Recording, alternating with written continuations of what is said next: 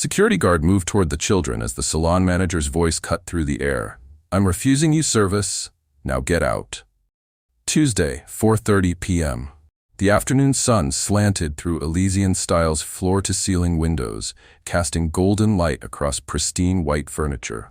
The air hung heavy with expensive jasmine perfume, the chemical undertones of hair treatments, and the quiet murmur of exclusive clientele. This wasn't just any salon. It was a temple of beauty where a haircut cost more than some people's monthly grocery bill. 13-year-old Zora stepped through the heavy glass door, her chin held high, two neat puffs framing her face. She gripped her phone, the salon's booking confirmation still visible on the screen. Her sneakers, clean but well-worn, barely made a sound on the polished marble floor. Behind her, 9-year-old Kalen followed, his small backpack clutched against his chest like armor. His wide eyes took in everything. The gleaming chrome fixtures, the stylists in crisp black uniforms, the display of products priced higher than his entire allowance. The receptionist desk stood like an altar at the center of the room, a single slab of white quartz where Corinne, the salon manager, presided. Her platinum bob cut sharply at her jawline, not a strand out of place. The smile she offered to the departing client, a woman in designer clothes, vanished the moment her gaze fell on Zora and Kalen. Her fingers hovered over her keyboard, her expression shifting from surprise to suspicion in an instant. The temperature in the room seemed to drop 10 degrees. "Can I help you?" The question wasn't an offer of assistance, but a challenge, 5 words that carried a clear message. "You don't belong here." The security guard shifted his weight, eyes already fixed on the children, waiting for his cue. Have you ever been dismissed simply because of how you looked? Have you felt that instant judgment that strips away your humanity before you speak a single word? The story I'm about to share reveals what happens when people make deadly assumptions, and the extraordinary moment when those assumptions shatter against the wall of truth. This isn't just a story about racism in a luxury salon. It's about what happens when those who guard the gates of privilege discover they've been keeping out the very person who owns the keys. "Hi," Zora said, stepping forward with practiced confidence. "We have a 4:30 appointment for Zora and Kalen Vance." Corinne's fingers tapped across her keyboard, her eyes flickering between the screen and the children. Her lips pressed into a thin line. "I don't see anything here," she said, her voice flat. "Our mom made it," Zora explained, holding up her phone. "Dr. Althea Vance? She confirmed it yesterday." The manager's gaze didn't even flick toward the phone. "We don't have walk-in availability for children. This is a professional establishment." A client nearby glanced up from her magazine, then quickly looked away. "But we're not walking in," Zora insisted, her voice still steady, though her heart had begun to race. "We have an appointment. Can you check again? Maybe under our last name?" Corinne sighed, a deliberate, exaggerated sound. "Listen, we're very busy today. Our stylists are fully booked with paying clients." The implication hung in the air. Paying clients, real clients, not you. Kalen shifted behind his sister, his small fingers twisting the straps of his backpack. The air conditioning suddenly felt too cold against his skin. His throat tightened. "We are paying clients," Zora said, her voice smaller now. "Our mom's credit card is on file." The manager's eyes narrowed. "I've already told you there's no appointment." Her voice rose slightly, ensuring nearby clients could hear. "We can't have children just wandering around a luxury salon. It disturbs our clients." A stylist paused mid-snip, watching the scene unfold. Another client pulled out her phone, angling it subtly toward the confrontation. "We're not wandering around," Zora protested. "We're here for our appointment." "Young lady," Corinne said, her voice dropping to a stage whisper that somehow carried throughout the salon, "I need you to lower your voice." "I'm not," Zora began. "Rodriguez," Corinne called to the security guard who had been hovering nearby. "We seem to have a situation." The guard stepped forward, his face professionally blank. "Is there a problem?" Heat rushed to Kalen's face, his vision blurred with tears he desperately tried to hold back. His sister, always so brave, always so sure, seemed suddenly smaller beside him. "These children need to leave," Corinne said, not looking at Zora or Kalen anymore. "They're disrupting business." "We didn't do anything wrong," Zora said, her voice cracking now. She could feel eyes from every corner of the salon. The weight of strangers' stares pressed against her skin. To be completely honest with you, Corinne leaned over the counter, her voice low and menacing. I don't have to have a reason. I am refusing you service. Now get out. Kalen's first tear fell. The shame felt physical, a heavy stone in his stomach, a burning in his throat. He'd never felt so wrong simply for existing in a space. Zora reached for her brother's hand, her own eyes burning. Her phone suddenly felt like her only lifeline. As the security guard took a step toward them, she quickly typed a message to her mother. They kicked us out of the salon. They're calling security on us. The children pushed through the heavy glass doors back into the bright afternoon sun. Behind them, they could hear Corinne already greeting the next client, her voice warm and welcoming. What these children didn't know was that in exactly 10 minutes, everything would change. Not just for them, but for everyone inside Elysian Styles. 9 minutes after the children stepped outside, a sleek black Audi Q7 pulled to the curb with surgical precision. The door opened, and Dr. Althea Vance emerged like a force of nature, controlled, deliberate, unstoppable. Her tailored navy suit spoke of boardrooms and authority.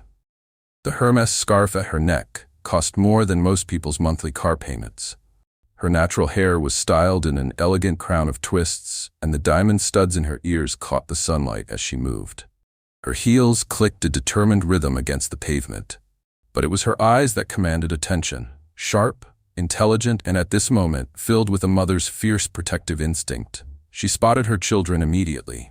Kalen's shoulders shook with quiet sobs. Zora stood tall, despite the glimmer of tears on her cheeks, one arm wrapped protectively around her brother. Dr. Vance's face softened as she reached them. She knelt down, her expensive suit touching the concrete without hesitation, and looked directly into her son's eyes. Tell me exactly what happened, she said, her voice gentle yet firm. As Zora recounted the humiliation, Dr. Vance listened without interruption, her expression revealing nothing but attentive concern. When the story concluded, she wiped her son's tears with her thumb. You did nothing wrong, she told them, her words precise and measured. Nothing. Now we're going back inside. She rose to her full height, straightened her jacket, and took each child by the hand. Mom, we don't have to, Zora started. Yes, Dr. Vance said quietly, we do. The glass doors parted for their return. The salon fell into an immediate hush. Corinne remained at her desk, her smug expression freezing as she registered the trio's entrance. I already explained to them, Corinne began, her voice dripping with rehearsed patience, that this is a high-end establishment. This is my establishment, Dr. Vance interrupted. Her voice wasn't raised, but it cut through the salon's hushed atmosphere like a diamond through glass. Corinne blinked rapidly. I beg your pardon? I'm the manager here. You are the manager of this salon, which is a tenant in this building, Dr. Vance clarified, her gaze unwavering. A building my investment group owns. I believe your lease is up for renewal in 3 months. I am Dr. Althea Vance. The color drained from Corinne's face. Her eyes darted from Dr. Vance to the children, processing the implications with dawning horror. There must be some misunderstanding, she stammered, her previous authority evaporating. I didn't realize these were your children. That's precisely the problem, Dr. Vance said, her voice steady. You shouldn't need to know who their mother is to treat them with basic human dignity. The silence in the salon was absolute. Every stylist, every client watched the scene unfold, frozen between shampoo bowls and styling chairs. If you've ever witnessed discrimination in a business, comment below with what happened. Your voice matters in exposing these everyday injustices that continue to shape our society. Corinne's composure shattered completely. Her hands fluttered uselessly, knocking over a container of appointment cards. Dr. Vance, please understand, we have protocols, security concerns. I was simply following procedure. Dr. Vance held up her hand, silencing the flood of excuses. She wasn't interested in Corinne's panic or justifications. Her focus remained entirely on her children. She turned her back on the manager and knelt before Zora and Kalen, creating a private circle in the middle of the now silent salon. I want you to listen to me, she said, her voice filled with a fierce love that carried to every corner of the room. What happened here today was not your fault. It was wrong. It was ugly. And it had nothing to do with who you are and everything to do with that woman's ignorance. She looked at her daughter, whose tough exterior was beginning to crack. You were brave, Zora. You stood up for your brother and yourself. Then she turned to Kaylin, whose tears had slowed. And it is okay to be sad and angry. Your feelings are real, and they matter. Dr. Vance stood, her presence seeming to fill the entire space. She addressed the salon at large, her voice clear and measured. My children came here for a simple service. When you advertise and offer to the public, they were denied that service for no reason other than how they look. That's not just poor customer service, it's illegal discrimination. A stylist in the back lowered her eyes.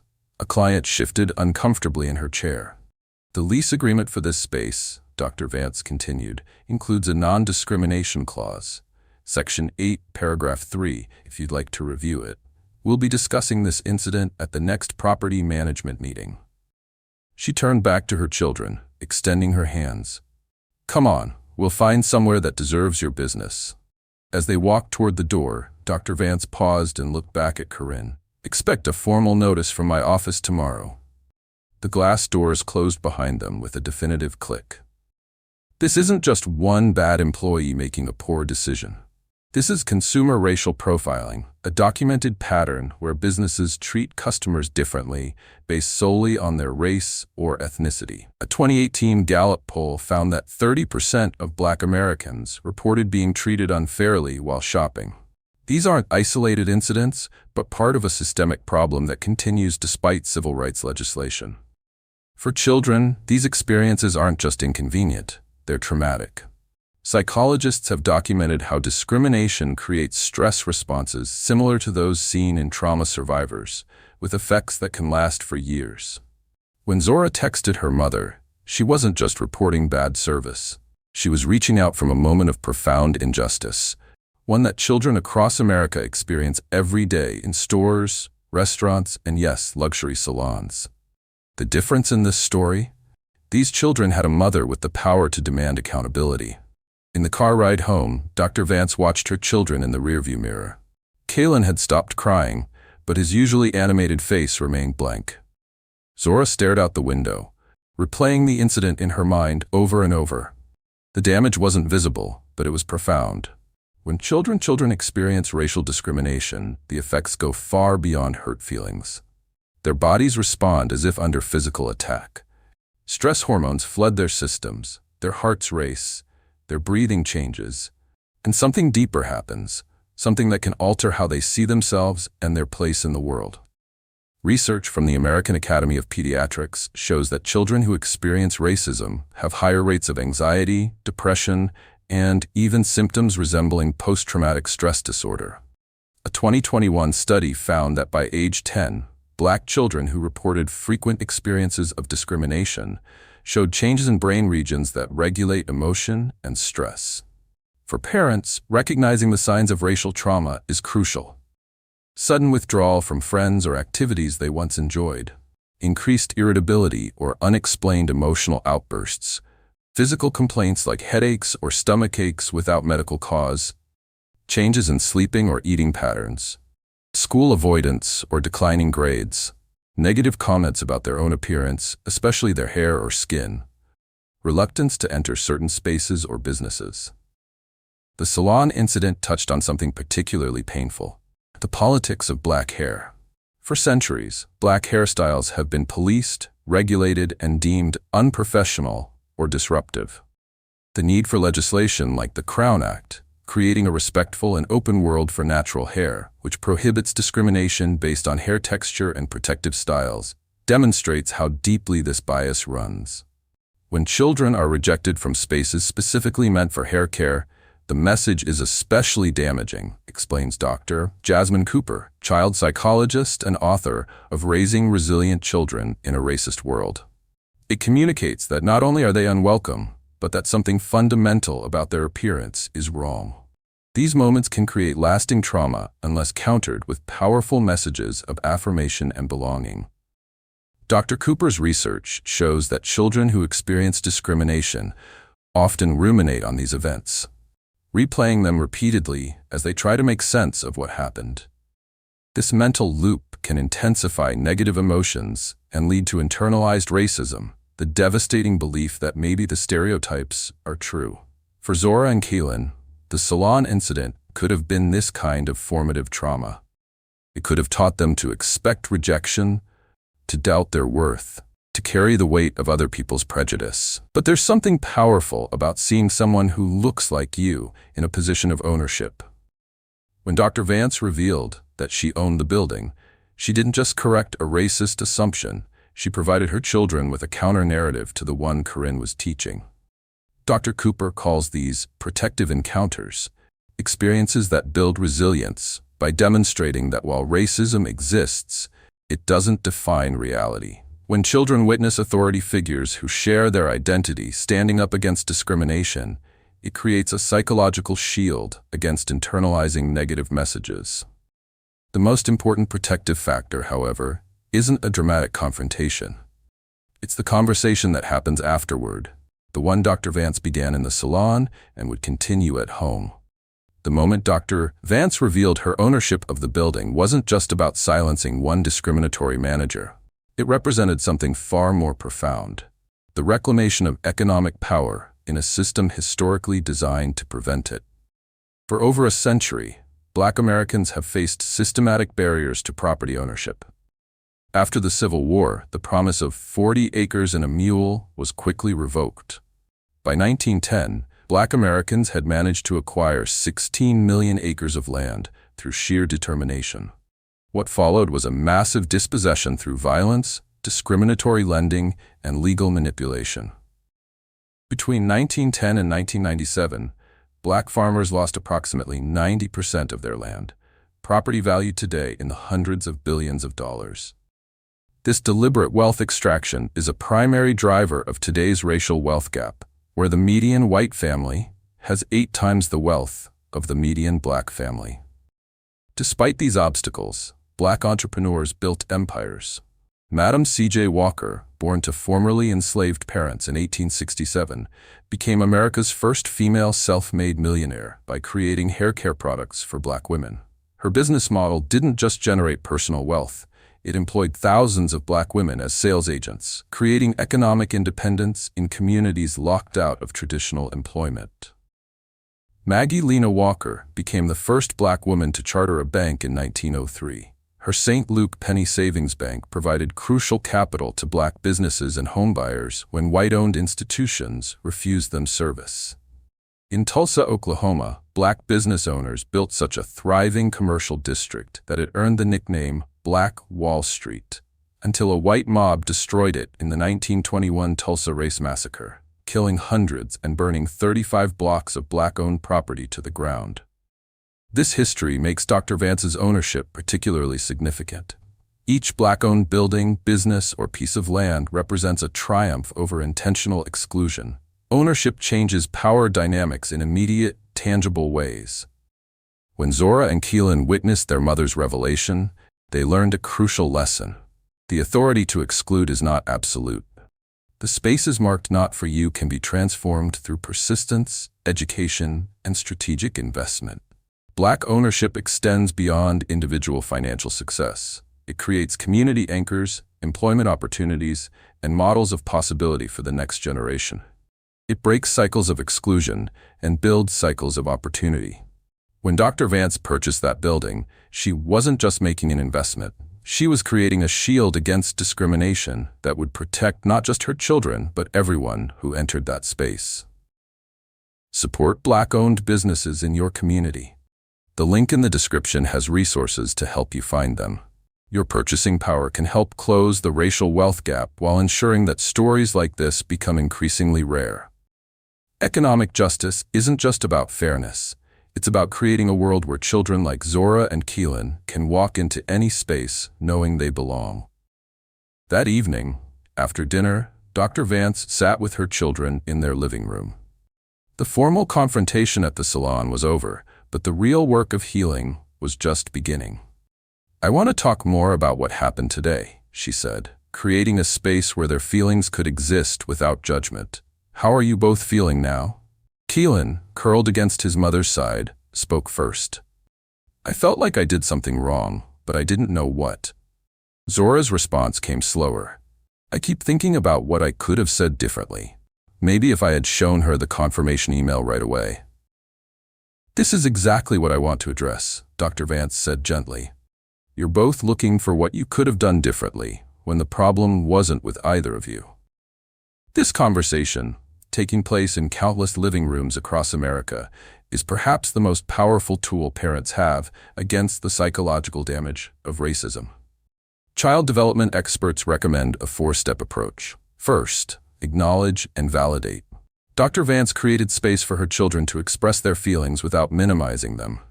Phrases like, "That sounds incredibly unfair," or "It makes sense that you feel angry," affirm that the child's emotions are legitimate. Second, build a strong cultural identity. "Do you know why I named you Zora?" Dr. Vance asked her daughter. After Zora Neale Hurston, a brilliant writer who never apologized for taking up space in rooms where people didn't expect to see her. These connections to cultural heritage provide children with internal armor against external judgment. Third, name the injustice clearly. What happened today was racism, Dr. Vance told them directly. Not just rudeness or poor customer service. The manager made assumptions based on your skin color, and that was wrong. Finally, empower action. "Tomorrow," Dr. Vance said, "I'd like you both to help me draft a new anti-discrimination policy for all businesses in our buildings. Your experiences should help make things better for others." This conversation shaped how Zora and Keelan would understand not just this incident, but all future encounters with discrimination. They learned that racism exists but doesn't define them, that they have the right to belong in every space, and that they have the power to create change. 3 months later, Elysian Styles operated under new management. The new lease agreement included mandatory anti-discrimination training for all staff and quarterly diversity audits. Signs at the entrance clearly stated, "All clients welcome, zero tolerance for discrimination." The incident sparked community dialogue. Local business associations implemented bias training programs. The story, shared with permission and with children's identities protected, became a case study in how businesses can transform discriminatory practices. For Zora and Keelan, the memory remains, but alongside it grew a deeper understanding of their worth and their power.